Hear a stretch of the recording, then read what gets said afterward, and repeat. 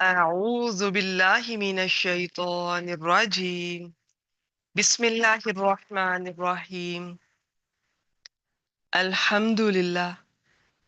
اللہ تعالیٰ کی توفیق، اللہ تعالیٰ کے فضل اور احسان کے ساتھ ہم دورہ قرآن 2025 کے سلسلے میں اگلی کلاس میں موجود ہیں، حاضر ہیں. آج انشاءاللہ تعالی بإذن اللہ ہم 21ویں پارے کو مختصر آیات، منتخب آیات کی صورت میں دیکھیں گے. اور آج قرآن مجید سے آپ کے لیے میں نے کیا سلیکٹ کیا وہ میں آپ سے تھوڑا سا انٹروڈکشن اس کے بارے میں، اور اس کے بعد انشاءاللہ تعالیٰ ان آیات کی طرف بڑھتے ہیں. اچھا، اس میں ایک تو 21ویں پارے کی بالکل پہلی آیت، اور جو سورہ عنکبوت کی آیت نمبر 45، اسے میں نے کیوں سلیکٹ کیا؟ اس میں تلاوت کا، قرآن مجید کی تلاوت کا ذکر ہے، اور اس میں نماز کی قائم کرنے کا، اقامت صلاۃ، اقامت نماز کا ذکر ہے. اور اس میں ہمیں یہ پتہ چلتا ہے کہ نماز جو ہے وہ بے حیائی اور برائی سے روکتی ہے. تو اس لیے خاص طور پر اب یہ جو نماز کا ذکر ہے، یہ جو میں نے اگلی آیات آپ کے لیے سورہ لقمان میں سے سلیکٹ کی ہیں اس میں بھی ملے گا. تو یہ خاص طور پہ یہ آیت مبارکہ قرآن مجید سے ریلیٹڈ، تلاوت قرآن مجید، تو اس پر تھوڑی سی بات ہوگی. اور باقی انشاءاللہ تعالیٰ آج ہم دیکھیں گے کہ سورہ لقمان میں لقمان علیہ السلام نے اپنے بیٹے کو کتنی خوبصورت نصیحتیں کی ہیں. انہیں سادہ، آسان طریقے سے ہم انشاءاللہ تعالیٰ دیکھیں گے، اور اس میں سے ہمارے سیکھنے کے لیے کیا ہے اس پر غور و فکر کریں گے. وہ آتے ہیں پہلی آیت مبارکہ کی طرف بڑھتے ہیں، اور اسی سے ریلیٹڈ سلائیڈ شیئر کرتے ہوئے انشاءاللہ تعالیٰ آپ سے پھر مزید بات ہوگی. اچھا، باقی یہ سورہ لقمان کا بھی اسی طرح کرتے ہیں کہ اس کو میں بس پہلی آیت آپ سے آج شیئر کر دوں گی، باقی بس میں پڑھتی جاؤں گی اور ترجمہ آپ کے ساتھ ویسے ہی رکھتی جاؤں گی انشاءاللہ تعالیٰ، اور سلائیڈ کی صورت میں شیئر کرتی جائے گی. بسم اللہ الرحمن الرحیم. اتلو ما اوحی الیک من الکتاب واقیم الصلاۃ. آپ پڑھیں، تلاوت کیجئے جو آپ کی طرف وحی کیا گیا. نبی کریم صلی اللہ علیہ وآلہ وسلم سے بظاہر یہ خطاب ہے، لیکن یہ سب کے لیے ہے، اور اس میں نماز کا. اچھا، آپ پڑھیں جو آپ کی طرف وحی کیا گیا، یعنی کتاب. تو یہ مین کئی طرح کا ہوتا ہے. ایک مین عربی میں ایسا بھی ہوتا ہے جس کا مطلب ہوتا ہے بعض، کسی چیز کا بعض حصہ، مین تبعیدیہ بولتے ہیں. یہ وہ نہیں ہے. اس کا مطلب یہ نہیں کہ کتاب میں سے کچھ پڑھیں. وہ قرآن مجید میں کچھ اور ذکر ملے گا آپ کو کہ جتنی آسانی ہے اتنا پڑھ لیا کرو، وہ اور بات ہے. تو یہاں پر اس کا مطلب ہے کہ کتاب میں سے، یہ ما اور مین کا کمبینیشن ہوتا ہے، تو اس کی وجہ سے پھر ترجمہ ہوتا ہے کہ کتاب جو آپ کی طرف وحی کی گئی اس میں سے آپ پڑھیں، تلاوت کریں، یا جو آپ کی طرف وحی کی گئی یعنی کتاب اس میں سے آپ پڑھیں. تو ان کو دیکھتے ہیں ابھی انشاءاللہ تعالیٰ. اور نماز قائم کریں. دیکھیں، پھر قائم کریں. جو پہلی بار مجھے سن رہے ہیں، کہیں نہیں کہا گیا قرآن مجید میں نماز پڑھو، نماز قائم کرو. تو قائم کرنے کا میں پہلے بھی ایک دو بار دورہ قرآن میں بھی آپ سے شیئر کیا، آج پھر تھوڑا سا دیکھیں گے انشاءاللہ تعالیٰ. اور پھر آگے مزید نماز کے بارے میں بتایا گیا کہ بے شک یہ جو نماز ہے، ان الصلاۃ تنہا عن الفحشاء والمنکر، بے شک نماز فحشاء اور منکر سے روکتی ہے. ان کو دیکھتے ہیں کہ یہ کیا ہوتے ہیں. وَلَذِكْرُ اللَّهِ اکبر، اور البتہ اللہ تعالیٰ کو جو ذکر ہے نا، وہ چاہے اس آیت مبارکہ میں تلاوت اور نماز کی صورت میں ہے، چاہے اس سے ہٹ کر سارا دن آپ کسی بھی طرح اللہ کو یاد کرتے ہیں اور یاد رکھتے ہیں، وہ سب سے بڑا ہے. اب اس کا اس آیت میں دیکھیں گے کیا کیا معنی بنتے. واللہ یعلم ما تصنعون، اور اللہ تعالیٰ جانتا ہے جو بھی تم کرتے ہو. یہ سین صاد نون عین ویسے اس کی کچھ ڈیٹیل ہے، تھوڑا ڈفرنٹ لفظ ہے، لیکن یہاں پہ ٹھیک ہے، اسی طرح ہم اس کا ترجمہ لے کر سمپل میں اس کو میں زیادہ نہیں کھولوں گی. چلیے جی شروع کرتے ہیں. یہاں کہا گیا ہے کہ اتلو فعل امر ہوتا ہے، آرڈر، پڑھیں اور تلاوت کریں. تلاوت اصل میں ہوتی ہے تا، لام، واو، حروف مادہ. یہ ہوتی ہے کہ کسی، اس کا مطلب ہوتا ہے پیچھے پیچھے آنا. تو یعنی آپ جب تلاوت کریں، قرآن مجید کو پڑھیں، تو اس کا آپ کو مطلب ترجمہ بھی پتا ہو، اس کا مفہوم بھی پیچھے پیچھے آ رہا ہو. اصل میں تو تلاوت یہ ہے. لیکن کوئی بات نہیں، اگر ابھی کسی کو ترجمہ نہیں آتا ہے تو آپ نے خالی تلاوت نہیں چھوڑنی، بس پڑھیں. ہاں باقی تلاوت کے لیے جیسے قرآن مجید میں پتہ چلتا ہے کہ ترتیل کے ساتھ، اس کی بھی بہت ڈیٹیل ہے، مختصر بتاتی ہوں کہ آپ کو ٹھہر ٹھہر کر پڑھنا ہے. الفاظ کی درستگی، تلفظ کی صحیح ادائیگی ہونی چاہیے، تجوید آنی چاہیے، اور باقی مزید پھر اچھی آواز کے ساتھ پڑھنا چاہیے، اور بھی اس کی ڈیٹیل.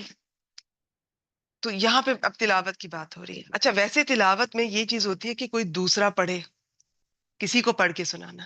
اور قرآن مجید کا یہ اثر ہے بڑا، یہ ایک حدیث مبارکہ سے بھی پتہ چلتا ہے. نبی کریم صلی اللہ علیہ وآلہ وسلم، حضرت عبداللہ بن مسعود رضی اللہ تعالیٰ عنہ، ان سے بھی اکثر یہ کہا کرتے تھے، فرمائش کرتے تھے کہ آپ پڑھ کے سنائیں، تلاوت کریں.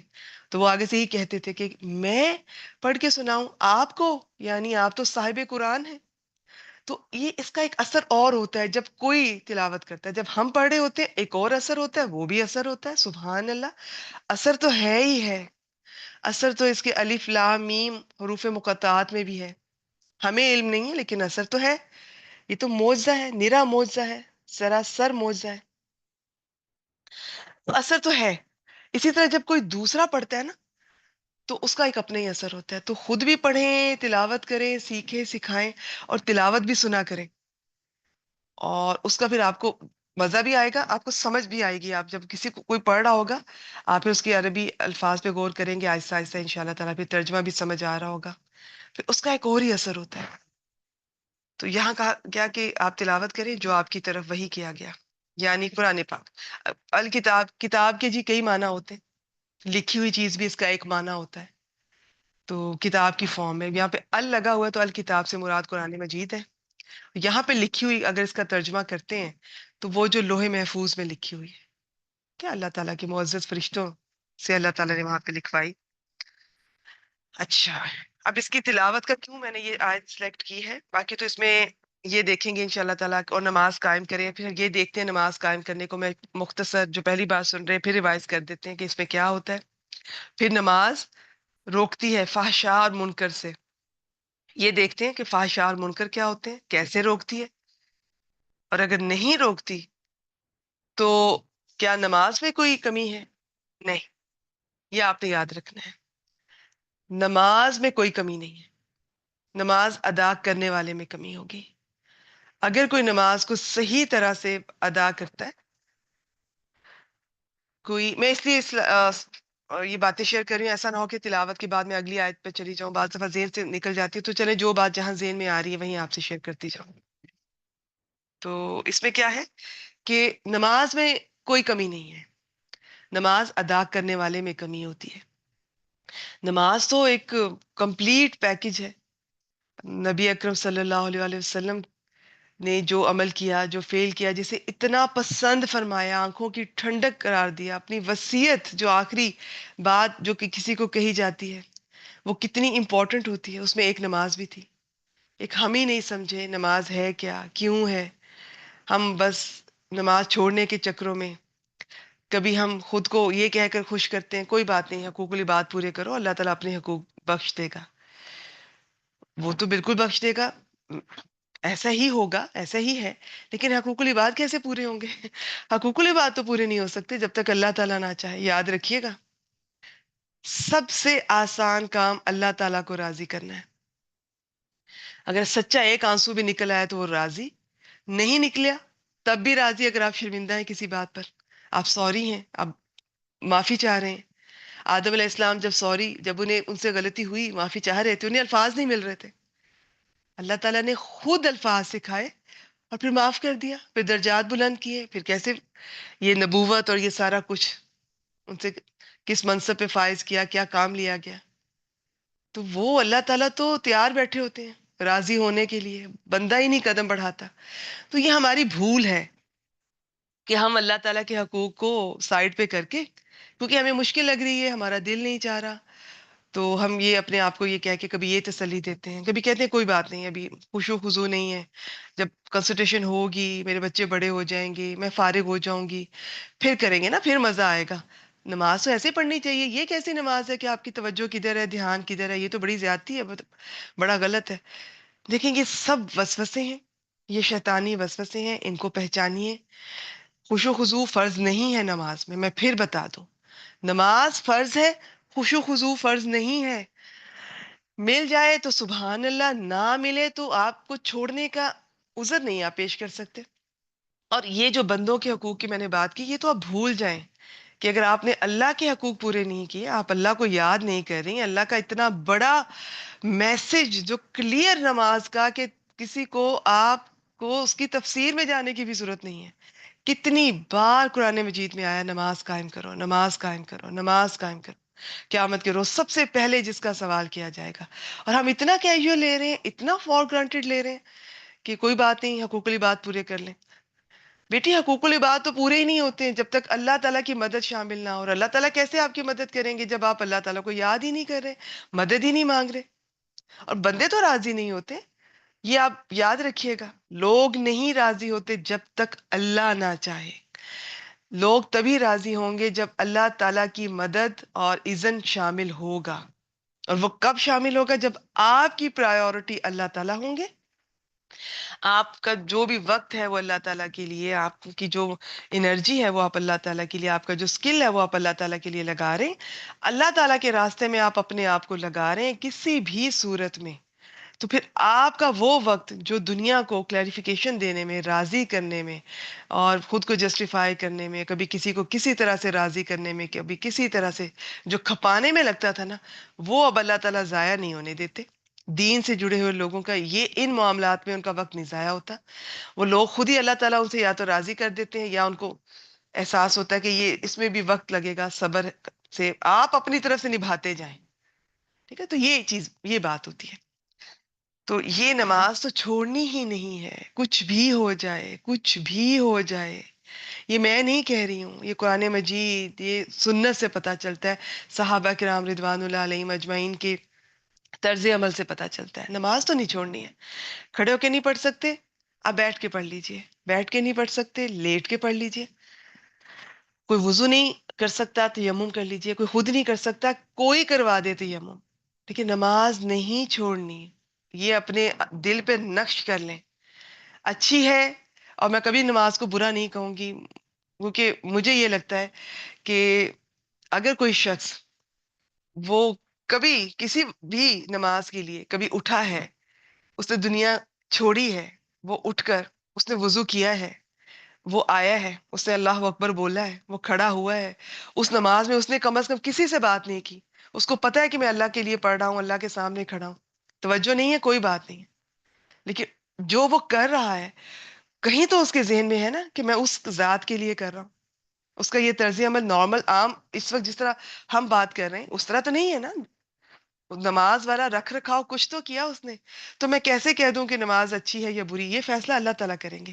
میرا مقصد صرف یہ ہے کہ آپ کو نماز کی اہمیت بتانا، اور آپ کو یہ بتانا، کبھی مجھے اللہ تعالیٰ توفیق دے تو نماز سے محبت پیدا کرنے کے لیے انشاءاللہ تعالیٰ وہ بھی کبھی لیکچر ہم لیں گے. باقی یہ کہ نماز کی اہمیت بتانا، اور نماز چھوڑنی نہیں ہے. بس خوش و خضو نہیں مل رہا، کوئی بات نہیں ہے.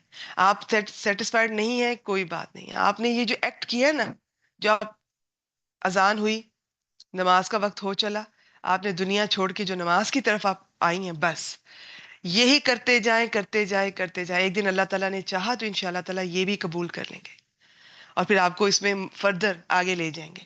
دیکھیے پہلا قدم آپ نے اٹھانا ہے، پہلا قدم میں نے اور آپ نے اٹھانا ہے، دین کی طرف، اللہ تعالیٰ کی طرف، قرآن مجید کی طرف، نماز کی طرف. پھر اس میں ہماری کوشش دیکھی جائے گی. اگر تو سچا جذبہ ہے، اخلاص ہے، تو پھر اگلے سارے مرحلے اللہ تعالیٰ، آزمائشیں بھی اگر آئیں گی تو خاص مدد بھی بڑھتی جائے گی. پھر ایک وقت ایسا آتا ہے کہ اللہ تعالیٰ اپنے بندے کا خود اتنا خیال کرتے ہیں. آپ کو کبھی لگ بھی رہا ہوتا ہے میں یہ نماز شاید نہ پڑھ سکوں، میں یہ قرآن کلاس نہ لے سکوں، میری صحت، میری طبیعت، میرے حالات، لیکن وہ اللہ تعالیٰ خود پھر آپ سے کام لیتے ہیں. خود اللہ کی طرف سے مدد آتی ہے. تو پہلا قدم آپ نے اور میں نے اٹھانا ہے. تو وہ کتنی سنجیدگی سے اٹھائیں گے، کتنے اخلاص سے اٹھائیں گے، کتنی خواہش ہے اس میں اللہ تعالیٰ کے قرب کی، محبت کی. باقی بے بسی تو ہے، کمزوری تو ہے، ہم انسان ہیں، وہ ساتھ ساتھ ہیں. تو لیکن پہلا قدم جیسا ہوگا، کوشش بھی دیکھی جائے گی، جتنی کوشش ہوگی باقی نوازیں گے آپ کو اللہ تعالیٰ انشاءاللہ تعالیٰ. تو یہ میں نے تھوڑا سا بتایا. باقی نماز قائم کرنے میں آپ کو میں ابھی بتا دیتی ہوں، پھر جو سورہ لقمان میں نماز کا ذکر آئے گا پھر ہم اسے جلدی سے گزر جائیں گے. اچھا میں پھر بتا دوں، نماز فحشاء اور منکر سے روکتی ہے. فحشاء ہوتی ہے کھلی بے حیائی، عام طور پہ زنا کو کہتے ہیں. جتنے بھی، یہ پچھلے میں نے دورہ قرآن میں یہ سلائیڈ شیئر کی تھی آپ سے، مختصر پھر دیکھ لیں گے. منکر ہر وہ چیز جسے عقل بھی برا سمجھتی ہے، ہر برائی. تو نماز ہر طرح کی بے حیائی، ہر طرح کی برائی سے روکتی ہے. اب اس نے تو روکنا ہے، یہ بھی میں بھی سلائیڈ آپ کے سامنے رکھوں گی انشاءاللہ تعالیٰ. اس کے دو مطلب ہیں. ایک تو اس کے اندر اثر ہے، نماز پڑھتے جائیں خود ہی اثر ہوگا، یہ چیزیں آپ سے دور ہوتی جائیں گی.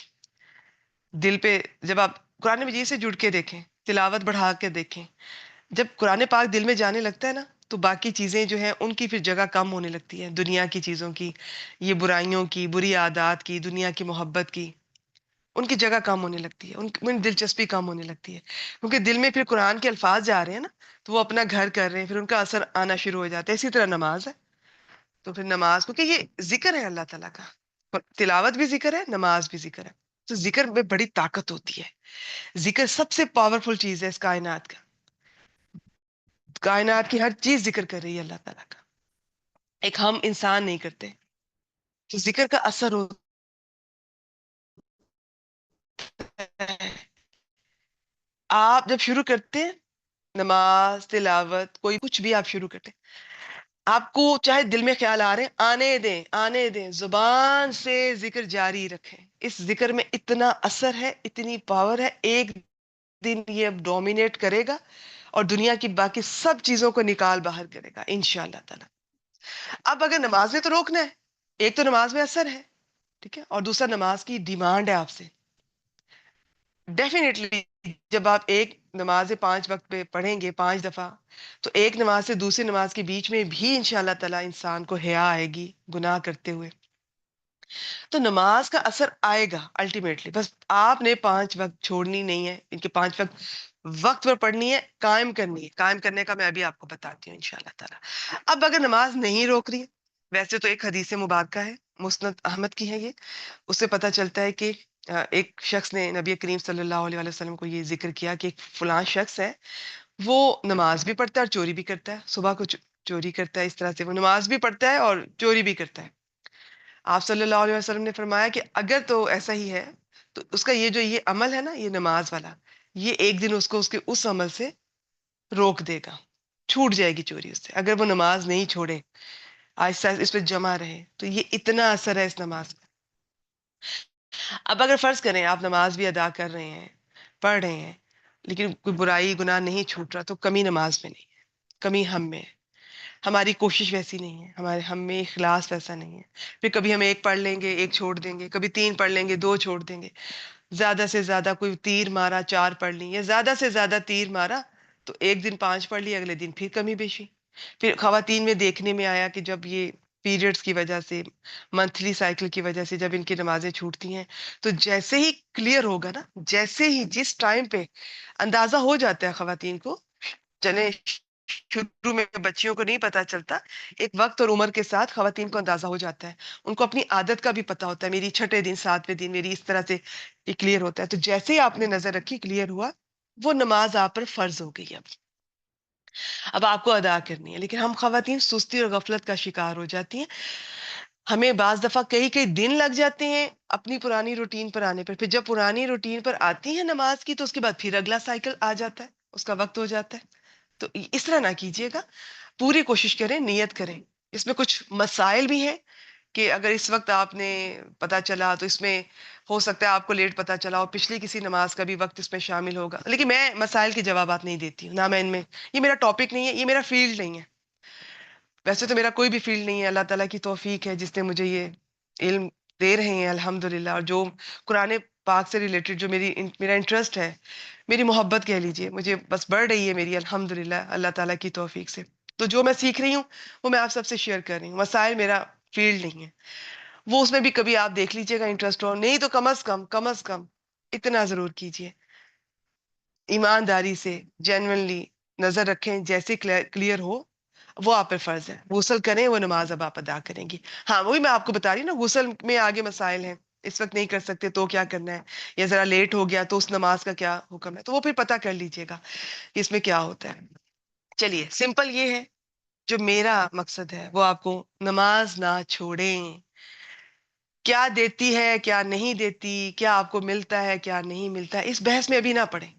ابھی آپ نے ذکر کو سمجھیں, اللہ تعالیٰ کے ذکر کو, یہ اللہ کا حکم ہے. آپ نماز چھوڑتے, آپ ایک نماز نہیں چھوڑتے. ویسے تو اس کا بہت بڑی ایک حدیث ہے, ہمیں کتنا اس کی وعید آئی ہے اس کو چھوڑنے, ایک نماز جس نے جان بوجھ کے چھوڑی. میں وہ بات نہیں کر رہی, میں صرف یہ بتانا چاہتی ہوں, یہ دیکھیے گا کہ آپ حکم عدولی کس کی کر رہی ہیں, نافرمانی کس کی کر رہی ہیں. حکم تھا کس کا, یہ کسی بندے کا نہیں تھا, کسی وقت کے بادشاہ کا نہیں تھا, یہ کائنات کے بادشاہ کا حکم ہے. تو جس کی حکم عدولی ہوگی تو پھر آپ اس کے کانسیکوینسز کے لیے تیار رہیے گا. یہ نہیں ہو سکتا, میں آپ کو ایک بات بتاؤں, یہ نہیں ہو سکتا. آپ نے ایک اچھا کام کیا, نیچر آپ کو نہیں بھولے گی, کبھی بھی نہیں بھولے گی. قدرت اللہ تعالیٰ کبھی نہیں بھولیں گے. آپ نے کانشیسلی کیا, انکانشیسلی کیا, آپ کو بھی اس کا ریوارڈ ملے گا, دنیا میں بھی ملے گا, آخرت میں بھی ملے گا, آپ کی نسلوں میں اس کی برکت جائے گی. لیکن اگر آپ نے کچھ برا کیا نا, یہ نہیں ہو سکتا. ہاں یہ ہم پہ بڑی رحمت ہے نبی اکرم صلی اللہ علیہ وسلم کی امت پہ, کہ اگر ہم سوری کر لیتے ہیں, توبہ کر لیتے ہیں, معافی مانگ لیتے ہیں, تو اس کی کوئی وبال نہیں آتا ہم پر انشاءاللہ تعالی. لیکن ہمیں یہ احساس تو کرنا ہے نا, شرمندہ تو ہونا ہے, توبہ تو پراپر کرنی ہے. تو لیکن اگر کوئی اس چیزوں کو نہیں کر رہا ہے اور برا کام کر رہا ہے, تو اس کے کانسیکوینسز, اس کے ریزلٹس آئیں گے. یہ نہیں ہو سکتا کہ کسی نے کچھ برا کیا ہے, زبان سے کچھ برا کیا ہے, یا کچھ عمل برا کیا ہے, غلط کیا ہے, جو اللہ تعالیٰ نے منع کیا اور اس نے وہ کیا, یہ نہیں ہو سکتا کہ اس کی آپ کے اثرات نہ دیکھیں. بعض دفعہ جلدی آ جاتے ہیں, بعض دفعہ دیر سے آتے ہیں, بعض دفعہ دنیا میں بھی آتے ہیں, بعض دفعہ آخرت میں, تو انڈرسٹوڈ ہے, بعض دفعہ دنیا میں نہیں آتے, صرف آخرت میں آئیں گے. تو یہ اللہ تعالیٰ بہتر سمجھتے ہیں. اور بعض دفعہ اس کی رحمت ہوتی ہے, اس کی رحمت ہوتی ہے. ہو سکتا ہے پیچھے آپ نے کوئی ایسا اچھا نیک عمل کیا ہو جس کی وجہ سے اس برائی کا اللہ تعالیٰ آپ کو کوئی ابھی اس کا کوئی بھی آپ کو اثرات نہیں دیکھنے کو مل رہے. اللہ تعالیٰ کی طرف سے انتظار ہو رہا ہے کہ آپ توبہ کر لیں, پلٹ آئیں, آپ کو مہلت دی جا رہی ہے. ہو سکتا ہے آپ کے اچھے اعمال ہو سکتا ہے آپ کے والدین کے اچھے اعمال ہو. تو یہ اللہ کی رحمتیں ہیں, یہ اللہ کی مصلحتیں ہیں, ان پر کون بات کر سکتا ہے. ہم تو صرف وہ بتا سکتے ہیں جو قرآن اور سنت میں آپ کے سامنے رکھ دیں گے, باقی الٹیمیٹ ڈیسیژن اس بادشاہ کا ہے, وہ کس طرح سے ہینڈل کرے گا. تو لیکن میں آپ کو بتا دوں, آپ نے اچھی امید بھی رکھنی ہے اللہ تعالیٰ سے, کیونکہ مومن امید اور خوف کے درمیان میں زندگی گزارتا ہے. امید بھی رکھیں اللہ تعالیٰ کی رحمت کی, جنت کی انشاءاللہ تعالیٰ, لیکن خوف بھی رکھیں اللہ تعالیٰ کے عذاب کا, جہنم کا, اللہ تعالیٰ کی ناراضگی کا. اتنے اوور کانفیڈنٹ بھی نہیں ہونا جس طرح, اور ہم مسلمان اچھا چلیں یہ ٹاپک پھر کہیں اور چلا جائے گا. تو اگر نماز یہ نہیں روک رہی ہے نا, تو کمی ہم میں ہے, اپنا جائزہ لیجیے. آئیے اس سے ریلیٹڈ کچھ سلائڈز دیکھ لیتے ہیں. اپنی دوسری آیت مبارکہ, آخری آیت مبارکہ, جس کے اندر مزید کئی آیات شامل ہوں گی انشاءاللہ تعالیٰ, اس کو دیکھتے ہیں. یہ فحشاء اور منکر کیا ہے؟ فحشاء میں نے بتایا نا, کھلی بے حیائی کو, کوئی بھی کال یا پھر, اچھا دیکھیں, ہو سکتا ہے آپ کو کبھی لگ رہا ہو کہ کسی سلائیڈ میں ہم نے کوئی ڈیفینیشن بتائی ہوتی ہے, کسی میں کوئی, سب ٹھیک ہوتی ہے. کوئی ایک ڈکشنری سے لی ہوتی ہے, کوئی کسی تفسیر سے لی ہوتی ہے, کوئی کسی لغت سے آئی ہوتی ہے, تو وہ اپنی اپنی جگہ سب ٹھیک ہوتی ہے. کوئی بھی کال یا فعل جس میں بڑی قباحت ہو, یہ امام راغب کی ڈکشنری لغت بہت مشہور ہے, انہوں نے مفردات القرآن کے نام سے، اس کے ایک ایک لفظ پہ ان کی اپنی ریسرچ ہے. عربی زبان پہ اللہ تعالیٰ نے ان کو بڑا عبور دیا، اور یہ کچھ علماء ایسے گزرے ہیں ہسٹری میں. آپ قرآن مجید سے جڑیں گے نا، تو جہاں آپ کو انشاءاللہ تعالیٰ نبی اکرم صلی اللہ علیہ وسلم کا بہت پتہ چلے گا. قرآن مجید اللہ تعالیٰ کا جہاں تعارف کرواتا ہے، وہاں نبی اکرم صلی اللہ علیہ وسلم کا، آپ جس آیت کو پڑھیں گے آپ کو پتہ چلے گا کہ یہاں پر بیک گراؤنڈ کیا تھی. قرآن مجید تو آپ کو ایکسپرٹ کر دے گا انشاءاللہ تعالیٰ پوری ہسٹری دنیا کی، حضرت آدم سے لے کر اب تک، اور اسلام کی ہسٹری آپ کے سامنے آ جائے گی. جب آپ ایک آیت کو پڑھیں گے تو وہ پیچھے سے آپ کو پڑھنا پڑے گا، سمجھنا پڑے گا. پھر صحابہ کرام کے نام، ہمیں تو زیادہ زیادہ 8-10 کے نام آتے ہوں گے، اس سے زیادہ بعض کو شاید اتنے بھی نہیں آتے. 4 خلفائے راشدین اور 2-3 کے اور نام آئیں گے، آپ پتہ کر لیں. میں یہ نہیں کہتی کہ کسی کا امتحان لیں، قرآن مجید سے جڑیں گے تو ان ہستیوں کے نام بھی آنا شروع ہو جائیں گے. نالج میں اضافہ ہوگا انشاءاللہ تعالیٰ، برکت برکت والے نالج. پھر آپ کو صحابہ کے بعد جو سلف گزرے ہیں ان کا پتہ چلے گا، ان کی کیا سروسز تھیں اسلام کے لیے. پھر آپ کو اس میں علماء کرام کا پتہ چلے گا، محدثین کا پتہ چلے گا. تو بابرکت ہستیاں تھیں، اللہ کے خاص بندے تھے، اللہ تعالیٰ نے ان کو مٹنے ہی نہیں دیا، ان کا نام آج بھی ہسٹری میں زندہ ہے. تو امام راغب کا اور بھی ایسے کچھ اسکالرس تھے، علماء تھے. عربی زبان پہ بڑا عبور تھا ان کا، بڑی گرپ تھی. پھر ان میں سے کچھ ایسے تھے جو عرب گئے. یہ بہت سے ایسے لوگ ہیں جو لوکل عرب کی نہیں ہیں، ان میں سے زیادہ تر یہ جو، کیونکہ لغت کی ضرورت تو ہم لوگوں کو ہے نا، عرب کو اس طرح سے نہیں ہے. یہ لوگ عرب گئے، عرب کے صحراؤں میں جاتے تھے، وہاں کے جو بدو لوکل ہوتے تھے ان سے ملتے تھے، ان کے آباء و اجداد کی لینگویج کے بارے میں پتہ کرتے تھے کہ یہ لفظ آپ لوگ کیسے استعمال کرتے تھے، قرآن مجید میں یہ لفظ آیا ہے، محاورہ آیا ہے. تو یہ ریسرچ کی ہے انہوں نے وہاں جا کر. وہ کہتے ہیں نا صحراؤں کی خاک چھانی ہے، پھر یہ کتابیں لکھی ہیں انہوں نے. ہماری طرح تھوڑی، ہم تو ایسے ناشکرے ہیں. اللہ تعالیٰ ہمیں ہدایت دے، ہمیں معاف فرمائے، رحم فرمائے. موبائل ہاتھ میں، دنیا کی ہر کتاب ہر ایپ کی صورت میں آپ کے ہاتھ میں، اور ہم نہیں پڑھ رہے. کہاں یہ لوگ میلوں سفر کر کے جاتے تھے، اپنے گھر بار چھوڑ کے کئی کئی سال واپس اپنے ماں باپ کا منہ، اپنے بہن بھائیوں کی شکل نہیں دیکھ پاتے تھے. دور دراز کے مدارس میں جاتے تھے، پڑھتے تھے، محنتیں کرتے تھے، سیکھتے تھے، سکھاتے تھے، لکھتے تھے. اور ایک ہم ہیں. تو یہ ذرا جائزہ لیجئے گا اس بات کا بھی، اس کی طرف بھی توجہ کیجئے گا. تو زنا کو بھی کہتے ہیں. اس میں بہت کچھ ہے، بس آج کے لیے اتنا ہی. جہاں جتنی ضرورت ہوگی، پچھلی آیت میں اس سے زیادہ ڈیٹیل آپ سے شیئر کی تھی سلائیڈ میں. منکر وہ قول و عمل جس کا انسانی فطرت اور عقل انکار کرتی ہے. اب نماز بے حیائی برائی روکتی ہے. 2 مطلب ہے. نماز میں اثر ہے، یہ اپنا اثر دکھائے گی، یا بس چھوڑیے گا نہیں. دوسرا اس کی ڈیمانڈ ہے، اس کا تقاضا ہے کہ بے حیائی برائی چھوڑ دو. نہیں چھوٹ رہی تو وہ اپنا جائزہ لے انسان، کیا وجہ ہے، کمی ہے نا، تو وہ پھر کمی دیکھے، دعا مانگے، کوشش کرے. کوشش دیکھیں، ہو سکتا ہے، میں آپ کو بتاؤں، ہو سکتا ہے کبھی بھی کوئی نماز آپ کو خوش و خضو نہ ملے، اللہ کرے ایسا نہ ہو. لیکن ایسا بھی ہو سکتا ہے ساری زندگی ایک نماز بھی ایسی نہ. لیکن آپ خوش و خضو کی تلاش میں، آپ صرف اللہ تعالیٰ کی سامنے سچے ہونے کے لیے کہ میں اللہ تعالیٰ میں آ گیا ہوں، آپ سارے کام چھوڑ کے آپ آتے رہے ہیں، آپ کی اٹینڈنس آپ لگواتے رہے. ہو سکتا ہے یہی عمل اللہ تعالیٰ کو آپ کی شاید اس خوش و خضو سے بھی زیادہ پسند آ جائے. تو یہ تو ہم اللہ تعالیٰ سے رحمت کی امید ہی کر سکتے ہیں، آپ کو موٹیویٹ ہی کر سکتے ہیں. باقی ہر چیز کا اپنا درجہ ہے، جس کی جہاں اہمیت ہے وہ تو ہے. لیکن اس میں بھی کوئی شک نہیں، اللہ تعالیٰ کی رحمت سے کبھی مایوس نہ ہو، کبھی خود اپنی کسی نیکی کو چھوٹا سمجھ کے چھوڑے نہیں. اللہ تعالیٰ سے امید رکھیں اور سوچتے رہیں کہ میں کوشش جاری رکھوں گی. ہو سکتا ہے اللہ تعالیٰ کو میری کوشش ہی اچھی لگتی رہے، اور یہ بھی ہو سکتا ہے کہ ایک دن مجھے نواز دے. تو امید رکھیں اور چلتے جائیں. اچھا جی، اس میں اور کیا دیکھتے ہیں؟ ابھی میں نے تلاوت کی سلائیڈ بھی آپ سے شیئر کرنی ہے، اس کو بھی دیکھ لیں. تو نماز انسان کو گناہوں سے ضرور بچاتی ہے، لیکن اس کا یہ مطلب نہیں ہے کہ نمازیوں سے کوئی گناہ نہیں ہوتا. صحیح، گناہ نمازی اور بے نمازیوں دونوں سے ہوتا ہے، بالکل ہو سکتا ہے. لیکن اس میں ہوتا کیا کہ انسان کو گناہوں سے دور رہنے کے لیے جو بنیادی چیز ہے نا، وہ اللہ کی یاد ہے، ذکر ہے، اللہ کا خوف ہے. تو اب بعض دفعہ ہم نماز تو قائم کر رہے ہیں، ہمارے اندر وہ خوف نہیں آ رہا، ہم ذکر نہیں کر رہے. ہم نے بس نماز کی صورت میں ذکر کیا، اس کے بعد ہم بھول گئے. دنیا کے کام کرتے ہوئے ہم نے نہیں سوچا کہ جس اللہ کے لیے ابھی میں جائے نماز پہ کھڑی تھی، اسی اللہ کے لیے وہ بھی ابھی بھی میں اس کے سامنے حاضر ہوں، وہ مجھے دیکھ رہا ہے. میری ایک ایک حرکت ریکارڈ ہو رہی ہے، میری ایک ایک بات لکھی جا رہی ہے، میرا ایک ایک عمل لکھا جا رہا ہے. تو مجھے بالکل، میں ریکارڈنگ ہو رہی ہے، میری میری پوری زندگی ریکارڈڈ ہے. تو وہ انسان کے لیے یہ چیز محسوس کرنا، تو یہ آپ کی آہستہ آہستہ ان شاء اللہ تعالیٰ یہ سوچ ڈیولپ ہوگی. لیکن یہ سب چیزیں ساتھ ساتھ چلیں گی.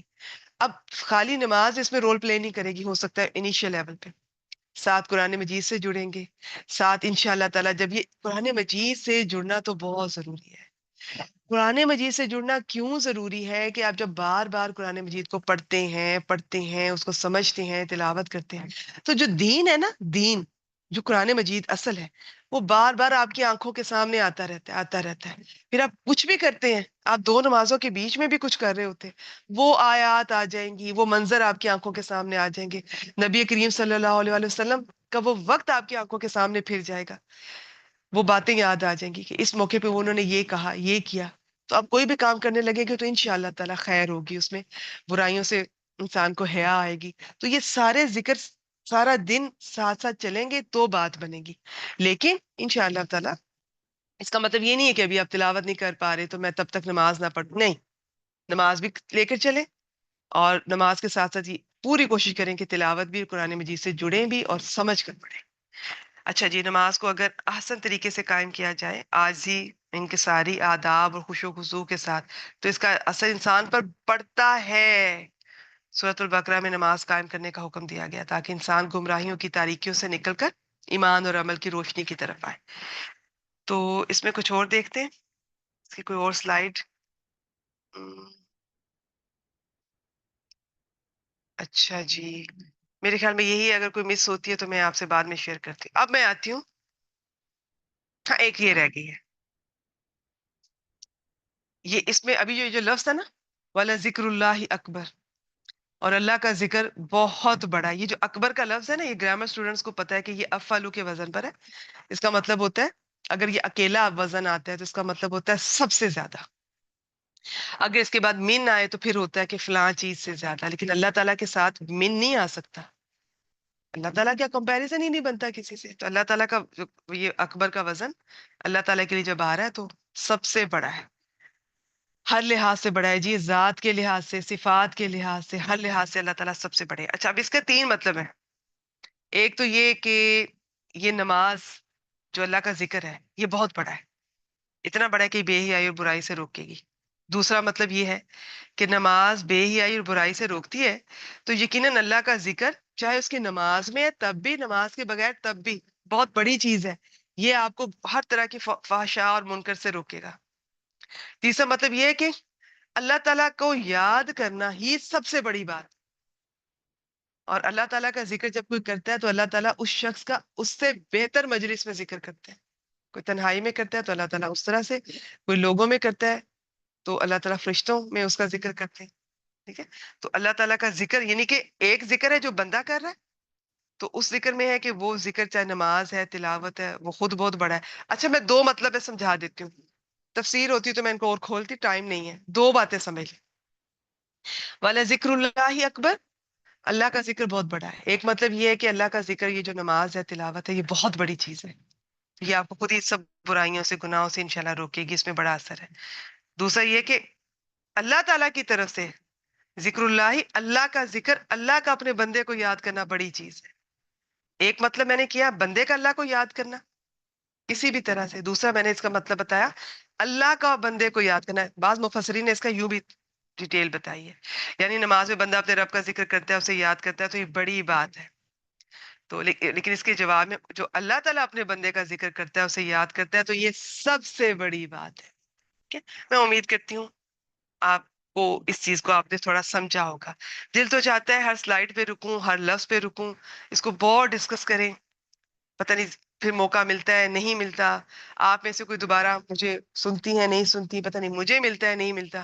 تو کوئی بات ایسی ہو، خواہش ہوتی ہے، دعا ہوتی ہے، کوشش ہوتی ہے کہ آپ کو یاد رہ جائے، کوئی لفظ یاد رہ جائے، کوئی بات یاد رہ جائے.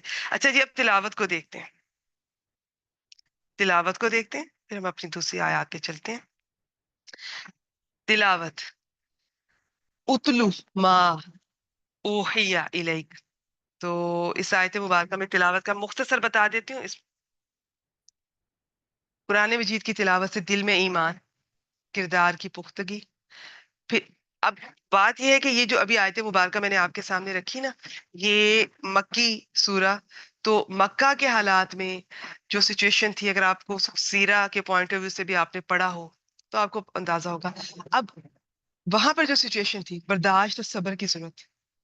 وہ ایک بعض لوگوں میں ٹھیک ہے، کوشش بھی کر رہے ہیں، اللہ کی مدد بھی آتی ہے، بعض دفعہ بہت مشکل ہو جاتا ہے. کیونکہ صرف ان کے لیے نہیں ہے، آج بھی آپ کی زندگی میں کوئی کرائسس ہے، پریشانی ہے، بیماریاں ہیں، فزیکل ایشو ہے، مینٹل ایشو ہے، لوگوں کی طرف سے تکلیفیں مل رہی ہیں، کوئی پریشانی ہے، کوئی حالات مشکل ہیں، مشکلات ہیں، تو یہ دو چیزوں کو پکڑ لیجئے گا. یہ تب بھی یہی میسج تھا قرآن مجید کا، آج بھی یہی، تلاوت اور نماز قائم کیجیے. کیونکہ نماز قائم کرنے کی سلائیڈ بھی تھی. اچھا چلیں کوئی نہیں. نماز قائم کرنے میں کچھ تو میں نے پچھلی دفعہ بہت ذکر کیا، باقی نماز قائم کرنے میں اس کی کچھ ظاہری شرائط بھی ہوتی ہیں، کچھ باطنی شرائط بھی ہوتی ہیں. مجھے سلائیڈ نظر نہیں آ رہی، اگر مجھے ملتی ہے تو میں بھیج دیتی ہوں آپ کو گروپ میں انشاءاللہ. ظاہری میں کیا ہے کہ آپ طہارت ہو، آپ کا قبلہ رخ آپ نے فیس کیا ہو، اور اس کے علاوہ آپ نے تمام ارکان ٹھہر ٹھہر کر صحیح طریقے سے آپ نے ادا کرنے. باطنی میں کیا ہے، اس میں پھر اپنی تفصیلات ہے، صرف اللہ تعالیٰ کے لیے ہو، کوئی ریاکاری نہ ہو، اور اس میں خوش و خضوع کی کوشش انسان کرتا رہے. تو یہ کچھ اس کے ہیں. باقی قیام کرنا میں قرآن مجید کی روشنی سے نماز قائم کرنا میں اللہ تعالیٰ کے لیے ہو، اخلاص، اللہ تعالیٰ کے بتائے ہوئے وقت پر، مقررہ وقت پر ہو، اللہ تعالیٰ کے بتائے ہوئے طریقے یعنی نبی اکرم صلی اللہ علیہ وسلم کے طریقے کے مطابق ہو. پھر مردوں کے لیے جیسے جماعت کے ساتھ نماز ادا کرنا، صفیں درست کرنا، یہ سب اقامت صلاۃ کا حصہ ہے. پھر خوش و خضوع بھی قرآن مجید سے پتہ چلتا ہے، نماز قائم کرنے میں وہ بھی شامل ہے. ٹھیک ہے، یہ کچھ چیزیں میں نے آپ سے شیئر کر دی. یہ تو لمبا ٹاپک ہے، نماز کی شرائط بھی اس میں اب شامل ہیں، آداب کبھی دیکھیں گے انشاءاللہ تعالی. مختصر میں نے آپ کو بتا دیا دورہ قرآن. اب اس میں بہت لمبا، ابھی تو میں چند آیات لے رہی ہوں، کوشش کر رہی ہوں، لیکن اس میں بھی بہت کچھ مس ہو جاتا ہے. اچھا تو اب یہ مختصر بتا دیتی ہوں. اب قرآن مجید سے آپ کو صبر آتا ہے، برداشت کرنے کی قوت ملتی ہے. آپ آزما کے دیکھ لیں، تلاوت کریں، کرتی جائیں، بڑھاتی جائیں، آپ اندر سے بدلنے لگتے. انسان جب اندر سے بدلتا ہے نا تو باہر کے حالات اتنا اثر نہیں کرتے. پھر یاد رکھیں، ہم اکثر جو ہماری سوچ ہمیں زیادہ پریشان کرتی ہے، باہر کے حالات اتنے تکلیف دہ نہیں ہوتے. بعض دفعہ سائڈ پہ لوگ بھی اتنے برے نہیں ہوتے جتنا ہم سوچے بیٹھے ہوتے ہیں. حالات کو ہم نے زیادہ اپنے اوپر حاوی کر لیتے ہیں. تو قرآن مجید آپ کو اندر سے بدلتا ہے، تزکیہ کرتا ہے. جب آپ اندر سے بدلتے ہیں تو حالات چاہے سیم ٹو سیم رہیں، آپ بدل چکے ہوتے ہیں، آپ کو پھر فرق نہیں پڑتا. تو قرآن مجید کی تلاوت کو زندگی میں شامل کیجیے، اللہ تعالیٰ کی محبت ملتی ہے. دین ہر وقت آنکھوں کے سامنے گھومتا رہتا ہے، حکم گھومیں گے، احکامات، امر نہیں، نبی اکرم صلی اللہ علیہ وسلم، صحابہ کرام، سب آپ کے سامنے گھومتا رہے گا. دین آیات کی صورت میں، ان کی ہسٹری، بیک گراؤنڈ، تفسیر، شان نزول، سب آپ کے سامنے ہر وقت. تلاوت کی برکات تو کیا ہی کہنے، سبحان اللہ. کیونکہ یہ سب کچھ ہے، میں انشاءاللہ تعالیٰ یہ میں شیئر کر دوں گی. اب میں اس کو اتنا لمبی چیز ہے، اسے میں کتنا بتا سکتی ہوں. ایک کوشش ہے، اسے آپ خود پڑھ لیجئے گا، تو اور کچھ نہیں. تو برکات کے لیے یہ ضروری ہے. باقی ویسے ہی اس کی تلاوت ہوتی رہنی چاہیے، قرآن یاد ہونا چاہیے، کچھ حصہ سب کو یاد ہونا چاہیے. بہتر ہے کہ سمجھ کے حفظ کیا جائے، نہیں تو کوئی بات نہیں. تلاوت اور حفظ کوئی بغیر سمجھے بھی کر رہا ہے تو اس کی بھی بندگی ہے. لیکن میں پھر کہوں گی، میں قرآن مجید سے جڑی ہوئی ہوں، میں تو بالکل کہوں گی سمجھ کر پڑھنے کی پوری کوشش کریں. اور چلیں بس فی الحال اتنا ہی، اس پہ تو جتنا بھی بتایا جائے کم ہے. اچھا جی، اب ہم آتے ہیں. ہاں یہ ایک چیز رہ گئی، تلاوت دو طرح کی ہوتی ہے. شاید میں نے ذکر نہیں کیا ہے کہ نہیں کیا. میں نے آپ کو بتایا تھا نا، تلاوت کا مطلب ہوتا ہے پیچھے پیچھے آنا. تو اب اس کا اصل مطلب تو یہ ہے کہ آپ کو اس کا مطلب ہی پیچھے پیچھے آ رہا، پوری ایکسپلینیشن، ڈیٹیل، تفسیر، سب کچھ آ رہا ہو. لیکن چلے کوئی بات نہیں، کم از کم نہیں بھی آ رہا نا ابھی سمجھ، تو آپ نے تلاوت نہیں چھوڑنی ہے. لفظی تلاوت ہوتی ہے، مانوی ہوتی ہے. لفظی کا مطلب ہے آپ لفظوں کو ترتیل کے ساتھ ٹھہر ٹھہر کر، تجوید آتی ہو آپ کو، تلفظ کی ادائیگی، پھر اچھی آواز کے ساتھ پڑھیں اور لفظوں کو ان پہ غور کریں. مانوی کا مطلب یہ ہے کہ پھر آپ کو سمجھ بھی آ رہی ہو، آنی چاہیے، پھر آپ اس کو سمجھ کے اس کے پیچھے پیچھے آپ تلاوت کریں تو کیا ہی مزہ آئے گا انشاءاللہ تعالیٰ، اثر زیادہ ہوگا، فائدہ زیادہ ہوگا. ٹھیک ہو گیا؟ اچھا جی، اب اس میں سے ہاں یہ مل گئی ہے. تو یہ ظاہری میں نے تھوڑی سی بتا دی ہے، باطنی میں نے اخلاص بتا دیا، خوش و خضوع بتا دیا، باقی رزق حلال حلال. اب اگر یہ نہیں ہے نا تو پھر یہ آپ پر اتنا اقامت صلاۃ، اب نماز قائم نہیں ہو رہی، حرام کھا رہے ہیں، کما رہے ہیں، اور ساتھ پھر نماز پھر قائم تو نہیں ہو رہی. پھر تو امید ہی رکھی جا سکتی ہے کہ اللہ تعالیٰ آپ ہم سب کو ہدایت دیں، کیونکہ حدیث سے تو یہ پتہ چلتا ہے کہ اگر نماز کو انسان واقعی قائم کرنے والا ہے تو یہ آہستہ آہستہ اس کے گناہ چھوٹ جائیں گے انشاءاللہ.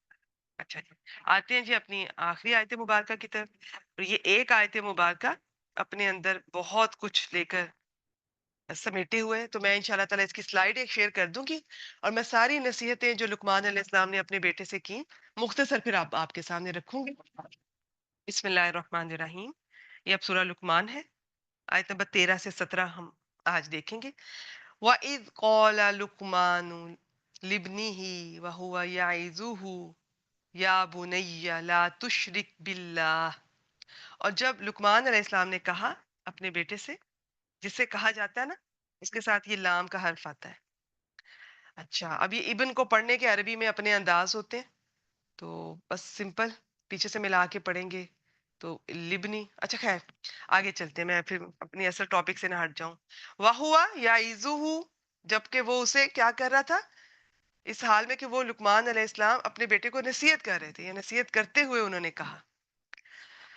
یہ جو ہے نا واو عین ذو، اس کا مطلب ہوتا ہے کوئی نرم بات جو دل پہ اثر کرتی ہے، اور ایٹ دا سیم ٹائم اس کا ایک معنی یہ بھی کیا گیا ہے سخت بات جس سے کہ دل بدلتا ہے.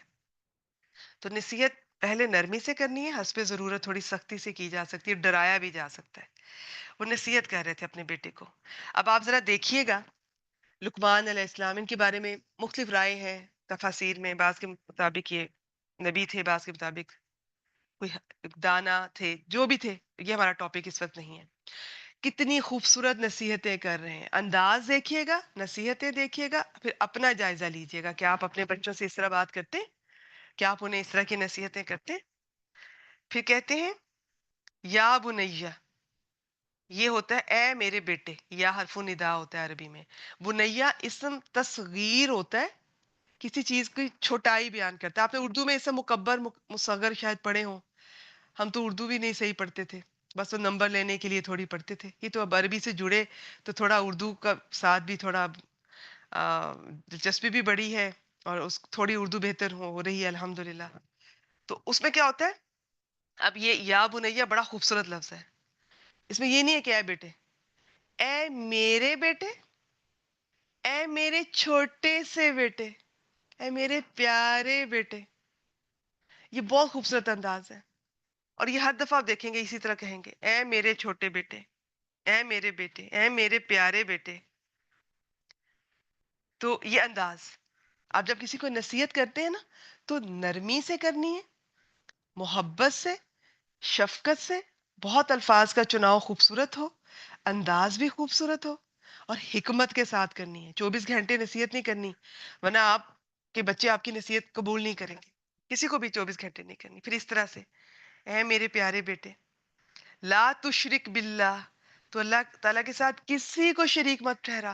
اب میرا دل چاہ رہا ہے کہ میں اسی آیت کو اتنا بیان کروں، لیکن میرے پاس ایک تو وقت بھی نہیں ہے، موقع بھی نہیں.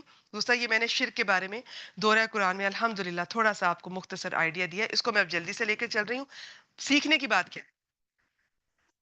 ایک تو بیٹے سے مخاطب کتنی محبت سے ہو رہے ہیں. اتنی محبت سے اگر کوئی کسی بیٹے کو پاس بٹھا کر اسے کہتا ہے میرے پیارے بیٹے یا میرے چھوٹے بیٹے، تو کیوں نہیں کوئی اثر قبول کرے گا. پھر آگے سے اسے جو پہلی نصیحت کرتے ہیں اللہ کے بارے میں کرتے ہیں. سب سے پہلے اللہ تعالیٰ، سب سے بڑھ کر اللہ تعالیٰ اسے توحید بتا رہے ہیں. کیا آپ نے اور میں نے اپنے بچوں کو توحید سکھائی؟ صرف لا الہ الا اللہ، لا الہ الا اللہ، یہ تو طوطے بھی بولتے ہیں. سکھانی ہے، اور اس کے لیے خود بھی سیکھنی ہے. شرک ہوتا کیا ہے؟ پھر بیٹے کو اگر کہا نا بیٹے شرک نہیں کرنا، اللہ کے ساتھ کسی کو شریک نہیں ٹھہرانا. خالق صرف ایک ہے. شرک ہوتا ہے کہ اس کے برابر کسی چیز کو لے آنا. اس کے برابر کوئی چیز ہو ہی نہیں سکتی. باقی تو سب مخلوق ہے. اللہ کے سوا ہر چیز مخلوق ہے. تو اللہ کے برابر تو کوئی چیز آ ہی نہیں سکتی.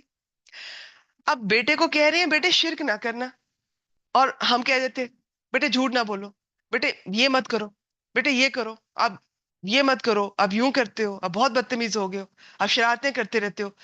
لیکن ہم وجہ نہیں بتاتے. پھر ہم اس میں بچے کو گائیڈ نہیں کرتے، ہیلپ نہیں کرتے کہ بچہ اسے دور کیسے کرے. فوراً بتایا بیٹے شرک نہیں کرنا، کیوں نہیں کرنا، وجہ بھی بتا رہے ہیں. تو کیا آپ کا انداز ہے ایسا بچوں کے ساتھ ڈیل کرنے کا؟ اتنی محبت سے لے کر بیٹھیں، کوئی اللہ تعالیٰ کی باتیں کریں، اور پھر دلیل کے ساتھ ریزنز بھی دیں. بچے آج کے سوال پوچھتے ہیں، تو بعض دفعہ تو کچھ چیزوں کے سوال وقت کے ساتھ آپ ان کو انشاءاللہ تعالیٰ دین سے جب جڑیں گے تو پتا ہوگا کہ ہر چیز کا سوال نہیں ہوتا.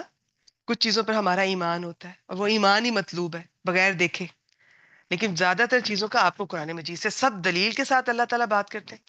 اب یہاں پہ کیوں شرک، ان شرک ظلم عظیم، کیونکہ بیٹے شرک بہت بڑا ظلم ہے. ظلم کیا ہوتا ہے؟ اس کی سلائیڈ ایک ہے، میں دیکھتی ہوں، اس کو شیئر کرتے ہیں. کسی چیز کو اس کی جگہ، اس کی اصل جگہ پر نہ رکھنا، اس کے اصل مقام سے ہٹا دینا، کسی چیز کو اس کی جگہ کے بجائے دوسری جگہ پہ رکھ دینا. دنیا میں ہر چیز کا ایک حق ہوتا ہے، ایک جگہ ہوتی ہے. اس کو اس کی جگہ دے دیں گے تو آپ کی زندگی صحیح چلتی جائے گی، ورنہ اتنے پرابلمز ہوں گے. چاہے اس میں اللہ تعالیٰ ہے، چاہے اس میں کوئی انسان ہے، چاہے کوئی بے جان چیز ہے، چاہے کوئی اور مخلوق ہے. ہر چیز کا ایک حق ہے، ہر چیز کی ایک جگہ ہے، اس کو اس کی جگہ دیتے جائیں. کسی چیز کو آپ اس کی جگہ نہیں دیں گے. گھر میں بہو آئی ہے، اس کی ایک جگہ ہے، اس کا ایک مقام ہے، وہ آپ کے بیٹے کی بیوی ہے، آپ کی عزت ہے، آپ کی نئی نسل اب اس کے ذریعے سے اللہ تعالیٰ آگے لے کے چلیں گے. لیکن آپ اس کو اس کا مقام دینے کے لیے تیار ہی نہیں ہے، اس کی جگہ دینے کے لیے تیار ہی نہیں ہے. گھر کی چابیاں، پتہ نہیں، تو مجھے سمجھ نہیں آتی خواتین کی اتنی چابیاں کیسے ہوتی ہیں. چلیں ایک تو میں نے مثال دی ہے، یہ ہم دیکھا کرتے تھے ڈرامہ وغیرہ میں کبھی، کہ گھر کی چابیاں ہوتی ہیں جو بہو کو دی جاتی ہیں، نہیں دی جاتی ہیں. تو اینی ویز جو بھی گھر کی لاکرز کی جو بھی چابیاں ہوں گی، میں نہیں کہتی کہ چلے آپ اس طرح سے آتے سب کچھ دے دیں، لیکن آپ کم از کم آپ اس کو بیٹی سمجھ کے، چلے بیٹی بھی نہ سمجھے، بہو سمجھ کے، بہو کا بھی حق ہوتا ہے. کیوں بہو کو بیٹی سمجھا جائے؟ بہو کو بہو سمجھے، وہ بھی ایک انسان ہے، اس کا آپ سے ایک رشتہ ہے. آپ اس کو اس کا حق دینا شروع کر دیں. اگر آپ اپنے گھر پہ ہولڈ رکھیں گی، گھر کی چیزیں چھپا کر، بہو کو ان سے دور، جیسے چھوت کی بیماری ہے اور اس کو بالکل ان چیزوں سے پرہیز کروایا جا رہا ہے کہ کہیں وہ ڈومینیٹ نہ کر جائے، میرے بیٹے اور میرے گھر پہ قبضہ نہ کر لے، آپ غلط کر رہی ہیں. آپ ایک شخص کا حق ہے کہ اب اس گھر پہ اس کا بھی حق ہے، کچن پر اس کا بھی حق ہے. آپ اس کو اس حق سے دور کر رہی ہیں. آپ کے بیٹے پر اب اس کا بھی حق ہے، آپ بیٹے کو اس سے دور کر رہی ہیں. تو آپ غلط کر رہی ہیں، آپ ظلم کر رہی ہیں. تو ظلم کا انجام دیکھنا پڑتا ہے. ظلم دنیا میں بھی تکلیف کا باعث ہوتا ہے، آخرت میں بھی. اور جو ظالم ہوتا ہے نا، یہ میں نے ایک مثال دی ہے. آپ ایک مخلوق کے ساتھ بھی ظلم کر سکتے ہیں، جانوروں کے ساتھ، پرندوں کے ساتھ، درختوں کے ساتھ. آپ بے جان چیز کے ساتھ بھی ظلم کر سکتے ہیں. تو کہاں اللہ تعالیٰ کی بات ہو رہی ہے؟ اللہ تعالیٰ کے ساتھ ظلم تو کوئی نہیں کر سکتا. اللہ تعالیٰ کا حق نہ دینا، شرک کرنا سب سے بڑا ظلم. ظلم کا اصل معنی ہوتا ہے اندھیرا. اندھیرے میں آدمی کسی چیز کو اس کی اصل جگہ پہ نہیں رکھ سکتا. پھر جو توحید کو سمجھ لیتا ہے نا، وہ اس کی زندگی توحید کی روشنی میں بصیرت کے ساتھ گزارتا ہے. آپ سمجھ رہی ہیں نا بات؟ تو ہر چیز کا حق ہوتا ہے، اس کو دیتے جائے. اللہ تعالیٰ کا حق ہے کہ اللہ تعالیٰ کے ساتھ کسی کو شریک نہ ٹھہرایا جائے. تو یہ آپ اللہ تعالیٰ کا حق دے دیں، رہیں گی زندگی میں. میں آپ کو بتا دوں، علم حاصل کیجئے، شرک اور بدعتوں سے بچے، ورنہ گھر میں برکت نہیں ہوگی، رشتوں میں محبت نہیں ہوگی. تو یہ چیز سب سے پہلے اللہ تعالیٰ کی بات کی، اپنے بیٹے کو یہ سکھایا. اب آگے اگلی آیت مبارکہ میں وَوَصَّيْنَا الْإِنسَانَ بِوَالِدَيْهِ حملته أمه وهنا على وهن وفصاله في عامين أن اشكر لي ولوالديك إلي المصير. بس ترجمہ بتا دیتی ہوں. اور ہم نے انسان کو اس کے ماں باپ کے بارے میں تاکید کی ہے. اس کی ماں نے کمزوری پر کمزوری کی حالت میں اسے اٹھائے رکھا، اور اس کا دودھ چھڑانا 2 سال میں ہے. کہ میرا شکر کر اور اپنے ماں باپ کا اور میری طرف لوٹ کر آنا ہے. آئے تفصیل طلب ہے، موقع نہیں ہے. میں بس اتنا. اس آیت مبارکہ میں لقمان علیہ السلام اپنے بیٹے کو اگلی نصیحت کرتے ہیں، والدین کی شکر گزاری. جو بندوں کا شکر نہیں کرتا وہ اللہ کا شکر بھی نہیں ادا کر سکتا، اور جو اللہ کا نہیں کرتا صحیح معنی میں وہ بندوں کا بھی نہیں کر سکتا. یہ دونوں سائیڈ بائی سائیڈ چلتا، خاص طور پر والدہ کا.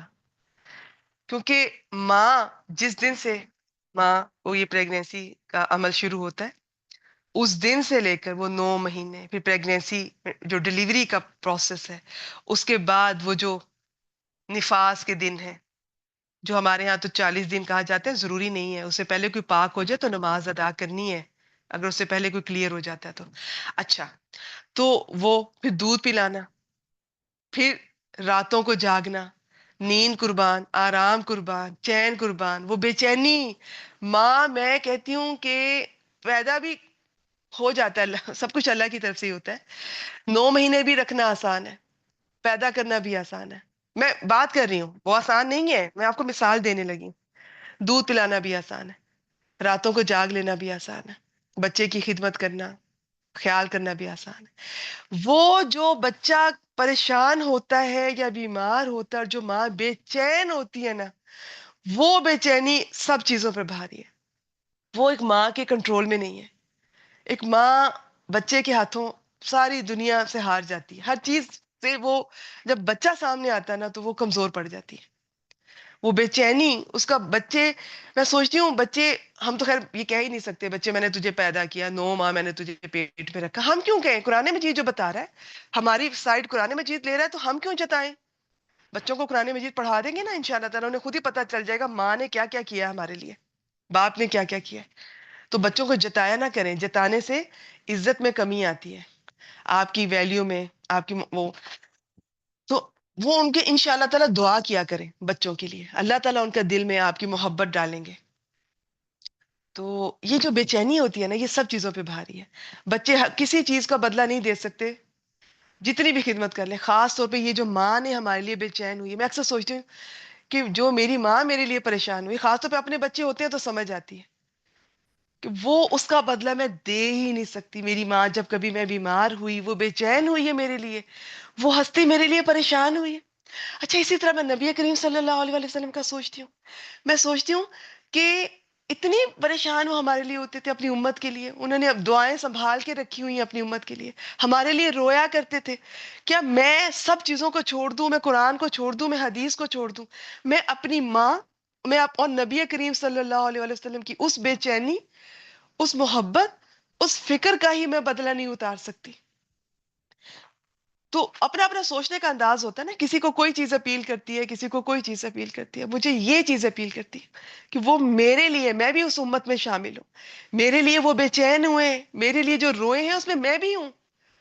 تو کچھ کرنا ہے. کیا کر سکتی ہوں میں؟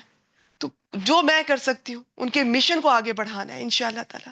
تو اپنی ماں کے شکر گزار ہوں، اگر زندہ ہے تو بھی خوب دعائیں کریں، نہیں ہے تو بھی دعائیں کریں. اب یہ ٹاپک اتنا سینسٹیو ہے، اتنا ہارڈ ٹچنگ ہے. اب میرا خیال ہے میں آگے بڑھوں تاکہ کلاس کا بھی ٹائم ہونے والا ہے. کبھی اللہ نے توفیق دی تو انشاءاللہ تعالیٰ اس کو ہم دیکھیں گے. ٹھیک ہے جی. اب اگلی آیت پہ چلتے ہیں. اب یہاں پر والدین سے حسن سلوک کرو. اب میں آیات کو بھی نہیں پڑھتی ہوں، میں اب آپ کو میسج بتا دیتی ہوں. آیت نمبر 13 سے آیت نمبر 17 تک لقمان علیہ السلام کی جو نصیحتیں ہیں.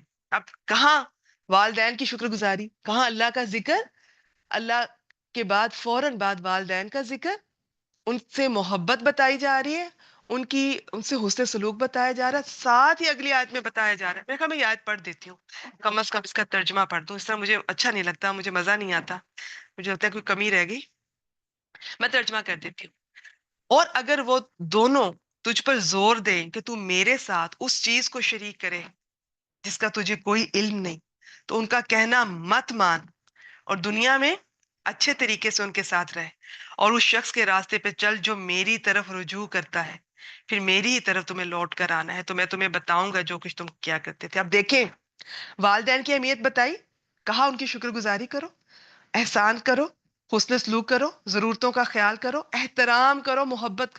دیکھیں، محبت کا کہنا یہ نہیں میں ہو سکتا، بعض دفعہ کہ ہو سکتا ہے آپ کے دل میں گلے شکوے ہوں، میرا مطلب یہ نہیں ہوتا کہ اس طرح سے محبتیں نہیں پیدا کی جاتی، یہ اللہ کے اختیار میں ہوتا ہے. ہاں، آپ کے اختیار میں کیا ہے؟ احترام دیں. والدین جب بڑے ہوتے ہیں نا، انہیں اولاد سے اچھے نرم الفاظ، احترام والے الفاظ، اور ان کو بچے اگر نظر آ رہے ہیں احترام سے مجھے بلا رہے ہیں، میرا خیال کر رہے ہیں، تو بڑھاپے میں یہ بڑی نعمت ہوتی ہے. بڑے راضی ہوتے ہیں، بڑے خوش ہوتے ہیں. آپ ان کی ضرورتوں کا خیال رکھیں، احترام سے بلائیں، اور کسی بات میں ان سے بحث نہ کریں، الجھے نہیں، کوئی پرانی بات انہیں یاد نہ دلائیں. اچھا، جہاں اتنی ان کی احساس کرنے کا، خیال کرنے کا آ رہا ہے، وہیں اللہ تعالیٰ نے ساتھ بتایا کہ اگر وہ کسی طرح سے نرمی سے، محبت سے، سختی سے، زبان سے، ہاتھ سے، کسی بھی طرح شرک پہ مجبور کرے نا، تو شرک نہیں کرنا ہے بس. اور ساتھ فوراً اللہ تعالیٰ نے آگے، دیکھیں بات تو لقمان علیہ السلام کر رہے ہیں، انہیں دانائی اللہ نے دی، اور ان کی یہ باتیں اللہ تعالیٰ نے قرآن مجید میں اگر یہ ہم سے شیئر کی ہیں تو یہ سب اللہ تعالیٰ کی طرف سے. اب فوراً آپ کے ہو سکتا ہے خیال آئے کہ جب ہم نئے نئے دین سے جڑتے ہیں تو والدین بدعتیں یا شرک گھر میں چل رہا ہے تو ہم فوراً سٹینڈ لیتے ہیں، آپ یہ غلط کر رہے ہیں. نہیں، انداز ایسا نہیں کرنا ہے. فوراً اللہ تعالیٰ نے کہا، اور دنیا میں اچھے طریقے سے ان کے ساتھ رہے. آپ نے اب یہ نہیں کرنا کہ والدین مشرک ہیں تو ان سے بائک آؤٹ کر دیں، نہیں. والدین شرک یا بدعتیں کر رہے ہیں تو ان سے گستاخی کریں، نہیں. صرف کہا ہے کہ وہ بات ان کی نہیں ماننی. جہاں پر اللہ کی بات آ جائے، کلیش ہو اللہ کا اور والدین کا، تو اللہ کو پرائورٹی دینی ہے، بس اتنا بتایا جا رہا ہے. اور اچھے طریقے سے، کوئی گستاخی نہیں کرنی. تو اللہ تعالیٰ نے فوراً کلیئر کر دیا کہ اب یہ نہ ہو کہ والدین کوئی غلطی کر رہے ہیں تو آپ ان سے پھر بدتمیزی پہ اتر آئیں، گستاخی کریں، ان کی ضرورتوں کا خیال کرنا چھوڑ دیں، احترام میں کمی کر دیں. نہیں، وہ کرتے جانا ہے لیکن ماننی نہیں ہے. بس یہ ایک معاملہ ہے جس میں آپ والدین کی نہیں مانیں گے. جب بھی وہ کوئی شرکیہ بات کہیں یا کوئی اللہ کے حکم کے منافی بات کریں گے تو وہ آپ مانیں گے نہیں، لیکن آپ نے بڑے خوبصورت انداز سے نو کہنا ہے. کبھی انشاءاللہ تعالیٰ اس پہ بات ہوگی. اگلی آیت میں ہے، نماز قائم کرو، نیکی کا حکم دو، برائی سے منع کرو. ٹھیک ہے، یہ ہم ان سب چیزوں کو پیچھے دیکھ آئے ہیں. پھر مصیبت پہنچنے پر صبر کرو. یہ ایک ہی آیت مبارکہ میں یہ ساری باتیں چل رہی ہیں. اچھا، اس آیت مبارکہ یہ 17 نمبر ہے جو یہ والی بات ہے نماز کی. اس میں 4 چیزیں ہیں. نماز ہے، امر بالمعروف، نہی عن المنکر، اور صبر کرنا ہے مصیبتوں پر. تو اس سے پہلے ایک آیت گزری ہے، اس کا یہاں پر سلائیڈ میں ذکر نہیں ہے، وہ میں بتا دیتی ہوں. یہ شاید مس ہو گیا یہاں پر، یہ شاید ویسے ہی بتا دیتی ہوں. اب یہ جو انہوں نے والدین کی بات ہوگی، اس کے بعد نماز اور والدین کے بیچ میں اللہ تعالیٰ نے اپنی کچھ قدرتوں کی بات کی ہے.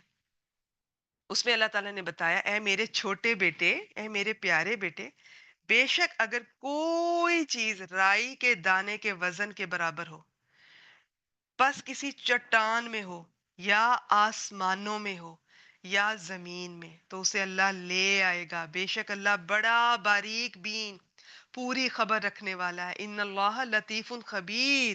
اب یہ لطیف کا لفظ بڑا خوبصورت ہے، اس کو تھوڑا سا بتاتی ہوں. تو یہاں پر بتایا یہ جا رہا ہے، بیٹے کوئی تم اچھا کام کرو یا برا، تو وہ اللہ تعالیٰ سے چھپا ہوا نہیں. مثال کس طرح دی ہے؟ اللہ تعالیٰ کی قدرت اور علم کا بتایا گیا ہے کہ دنیا کی کوئی چیز، چاہے وہ چھوٹی ہے، بڑی ہے، زمین میں ہے، آسمان میں ہے، اللہ تعالیٰ سے چھپی ہوئی نہیں. اب یہ جو لفظ لطیف ہے نا، اس میں باریکی بھی ہوتی ہے اور نرمی بھی ہوتی ہے. لطیف وہ ہے جو بہت باریک سے باریک چیزوں کو بھی جانتا ہے، اور جن کے لائق وہ چیزیں ہیں ان تک انہیں پہنچانے میں نرمی کا طریقہ اختیار کرے.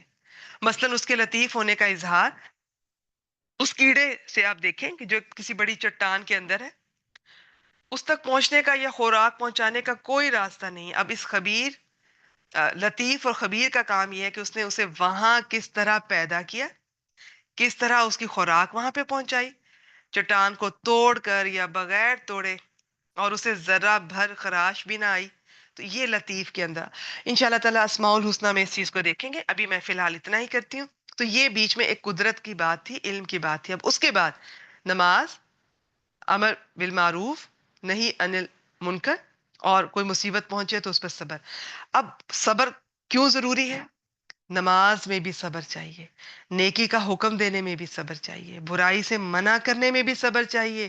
تو کوئی اس راستے میں مصیبت پہنچے، پریشانی پہنچے، فزیکل پہنچے، ذہنی تکلیف پہنچے، صبر۔ تو اب یہاں پر یہ ہے، یہ نیکی کا حکم میں بتا دوں، یہ بعض لوگوں کو لگتا ہے کہ بس نیکی کا حکم دے دیا ٹھیک ہے، نہیں، نیکی کا حکم دینا ہے حسب ضرورت، اور جہاں ضرورت ہے برائی سے بھی روکنا ہے۔ خالی نیکی کا حکم دے رہے ہیں اور برائی سے نہیں روک رہے ہیں، بات نہیں بنے گی۔ صرف برائی سے روک رہے ہیں، ساتھ نیکی کی بات نہیں بتا رہے ہیں، بات نہیں بنے گی۔ تو دونوں چیزیں سائڈ بائی سائڈ چلیں گی۔ پتہ نہیں دورہ قرآن میں انشاءاللہ تعالیٰ مجھے اگر موقع ملا اس کو بھی، اس چیز کو بھی تھوڑا سا اور کھولیں گے، اگر نہیں تو پھر کبھی انشاءاللہ تعالیٰ۔ فی الحال یہ چار چیزیں اس آیت مبارکہ میں بتائیں اور ان پر کہا گیا، یہ آیت نمبر 16 کے بعد 17، اس میں کہا گیا اے میرے چھوٹے بیٹے، پھر سے یا بنیا، نماز قائم کر، نیکی کا حکم دے اور برائی سے منع کر، اور اس مصیبت پر صبر کر جو تجھے پہنچے۔ یقیناً ان ذالک من عزم الامور، یہ سب جو ہے نا، یہ بڑے ہمت کے کاموں میں سے، یہ آسان نہیں ہے۔ تو پھر جتنا کام مشکل ہوگا اتنا ہی آپ کو ریوارڈ بھی زیادہ ملے گا۔ جس نیکی میں جتنی مشقت ہوگی، جس رمضان میں ہم جتنا تھکیں گے، میں نہیں کہتی کہ آپ اپنی جان پہ ظلم کریں، یہ ابھی آپ کی حکمت ہے نا، کہ کہیں آپ بیمار پڑنے کا خطرہ ہے، تو وہ اللہ تعالیٰ کو آپ سے مطلوب نہیں ہے۔ آپ کو پتہ بھی ہے میں بیمار پڑ جاؤں گی، پھر بھی آپ اس طرح سے کر رہی ہیں، نہیں۔ لیکن اگر کسی نیکی میں، کسی اچھے کام میں، چاہے یہاں اس آیت مبارکہ سے نماز ہے، امر بالمعروف نہیں انل منکر، کوئی مشکل پیش آ رہی ہے، اس پر آپ صبر کر رہے ہیں، تھوڑی مشقت ہو رہی ہے، تو آپ سیٹسفائیڈ رہیں، جتنی مشقت اتنا اجر۔ اچھا جی، اب آخری آیت ہے، آیت نمبر 18، میں نے شاید 17 بولا تھا، 13 سے 18 تک ہے، اور بلکہ نہیں، 13 سے 19 تک ہے، 13 سے 19 تک ہے، 20 سے آگے پھر وہ اس آیت کی جو بیک گراؤنڈ ہے، جو کہ مکی صورتوں میں جو بھی سین چل رہا تھا، وہ دوبارہ پھر اس سے ریلیٹ کیا جا رہا ہے۔ تو 13 سے 19 تک ہے، میں اب آیت نمبر 18 آپ سے پڑھتی ہوں، اس کا بس ترجمہ کر دیتی ہوں۔ اور لوگوں کے لیے اپنا رخسار نہ پھلا، اب اس کا کیا مطلب ہے وہ آپ سے شیئر کر لیتے ہیں۔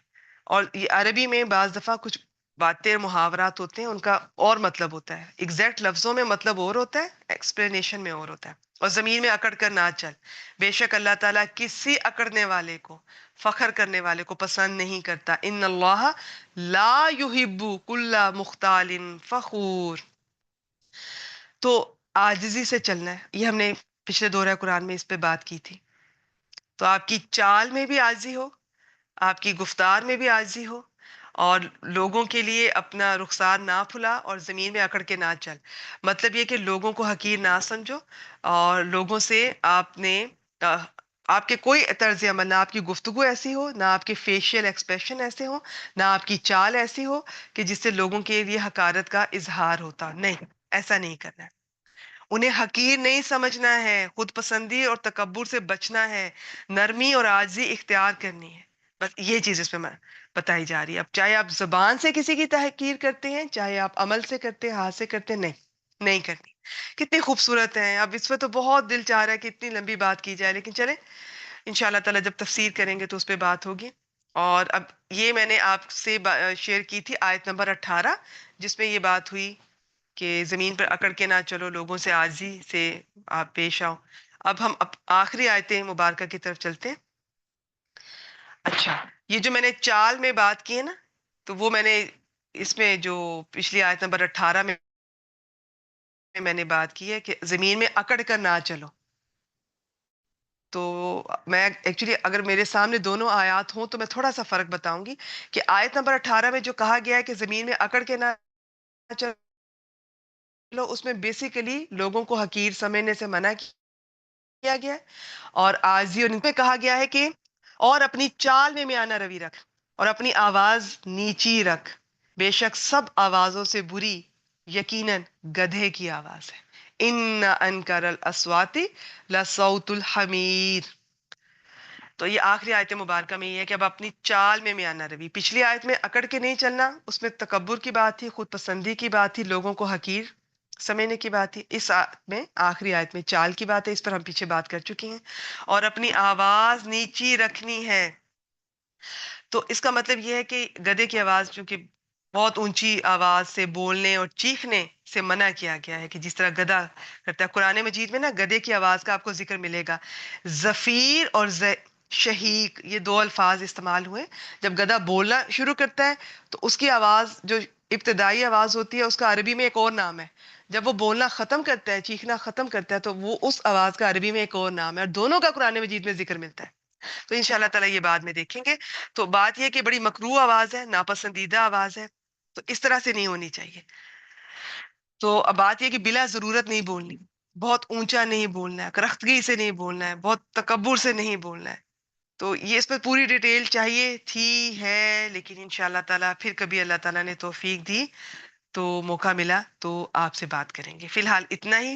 اپنی آواز کو نیچی رکھیں، انداز بھی نرم ہو، خوبصورت ہو، نصیحت بھرا بھی ہو، محبت بھرا بھی ہو، شفقت بھرا بھی ہو، اور حکمت کے ساتھ ہو، اور آواز بھی آپ کی درمیانی ہو۔ ہمیں سے بعض خواتین بہت اونچا چیخ کر بولتی ہیں، خاص طور پہ ہسبینڈ اور بچوں کے ساتھ۔